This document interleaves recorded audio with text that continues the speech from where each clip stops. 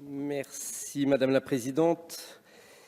Monsieur le Ministre, Monsieur le Président de la Commission Culture et Éducation et surtout Monsieur le rapporteur, cher Patrick, nous avons pu ce matin avoir avec bonheur et saisir avec bonheur toute l'implication et toute la pugnacité du député Ramos, fidèle à sa défense du milieu rural et des préenseignes.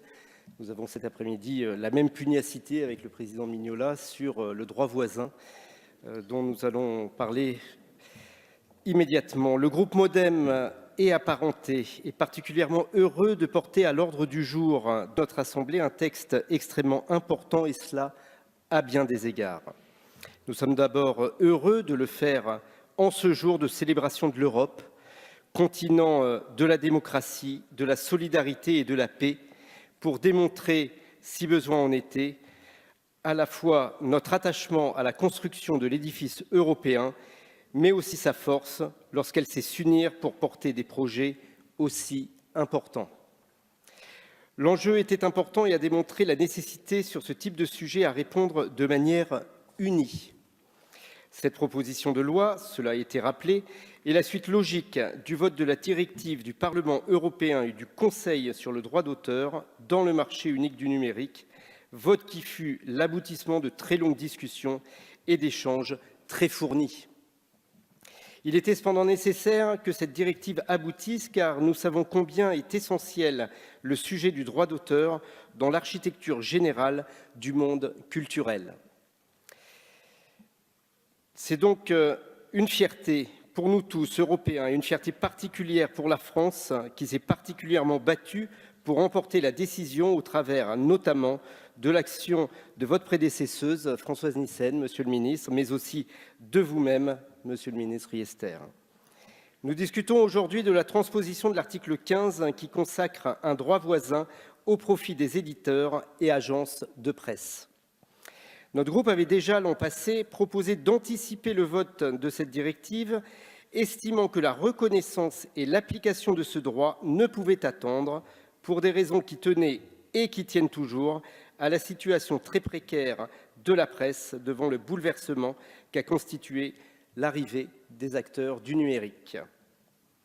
Nous sommes heureux toutefois de constater qu'un an plus tard, nous sommes très largement réunis pour porter ce texte et cette transposition. Cette union est nécessaire pour faire face à ce qu'il est convenu d'appeler désormais les infomédiaires. En effet, nous l'avons rappelé en commission, il est essentiel de redonner un cadre démocratique à ces pratiques nouvelles. C'est notre responsabilité de parlementaires.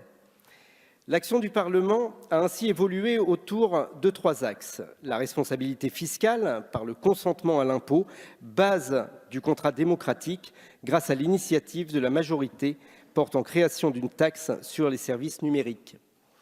La responsabilité pénale, en disposant que chacun est responsable de ce qu'il diffuse par la loi du 22 décembre 2018, qui vise à lutter contre les fausses informations.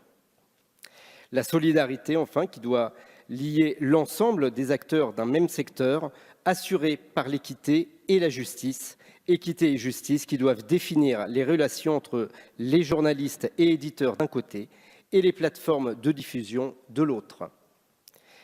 C'est à ce dernier point que ce texte s'attaque. Nous avons pris un peu d'avance dans la transposition de cette directive en reprenant une initiative de notre collègue Assouline au Sénat qui doit nous permettre, en votant ce texte aujourd'hui, de garantir une transposition et donc une entrée en vigueur très rapide de ce droit voisin, très attendu par la presse dans notre pays. Le groupe Mouvement démocrate et apparenté défend une position autour de plusieurs principes. Un trépied, une transposition fidèle de la directive européenne pour garantir sa solidité. De ce point de vue, les travaux en commission ont permis de faire évoluer le texte et tendre vers cet objectif. Une transposition ensuite qui ne doit pas se perdre dans les détails techniques, laissant à l'usage et le cas échéant à la jurisprudence le soin de déterminer ce qui devra l'être.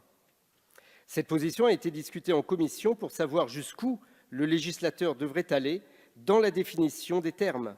Nous sommes satisfaits de constater que nous avons pu aboutir à une position d'équilibre sur ce sujet. Enfin, une transposition qui doit assurer aux créanciers de ce droit voisin l'appui suffisant pour que la négociation avec les GAFAM se déroule dans des conditions équitables.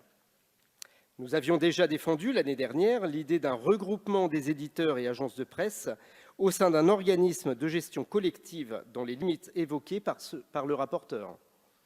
Cela est d'autant plus nécessaire que les tentatives précédentes de mise en place d'un droit voisin dans les pays européens se sont toujours heurtées à cette question. Seule une initiative collective peut permettre aux acteurs d'atteindre la taille critique pour négocier avec les GAFAM. Ce regroupement est d'autant plus fort que des initiatives similaires existent partout en Europe, soutenues par les institutions européennes elles-mêmes. Nous sommes persuadés qu'après les exemples allemands et espagnols, les acteurs du monde de la presse ont su tirer les conclusions qui s'imposent et ils sauront s'organiser. Le législateur a aussi pu clarifier plusieurs sujets tout au long de nos échanges en commission.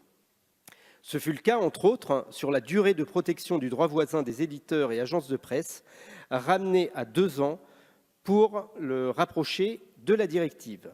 De même, la notion d'éditeur de presse est précisée, ainsi que l'assiette de la rémunération comprise dans une acceptation large, incluant l'ensemble des publications de presse. Plusieurs collègues ont aussi porté des amendements pour une plus grande transparence des services de communication au public en ligne et des éditeurs et agences de presse.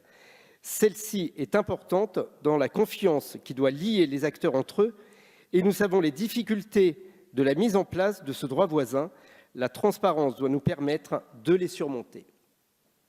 Plusieurs avancées qui font aussi suite aux discussions en séance doivent encore être actées, comme par exemple la notion de très courts extraits, l'inclusion de la mise à disposition de publications de presse par les plateformes dans le cadre de la rémunération.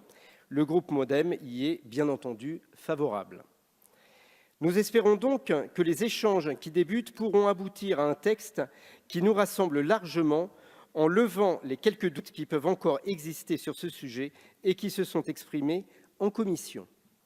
Nous sommes persuadés qu'il s'agit d'un texte extrêmement important qui contribuera au rétablissement de l'équilibre de la presse qui attend depuis longtemps que le législateur lui permette d'être justement rémunérée pour les contenus qu'elle produit et que nous utilisons tous quotidiennement.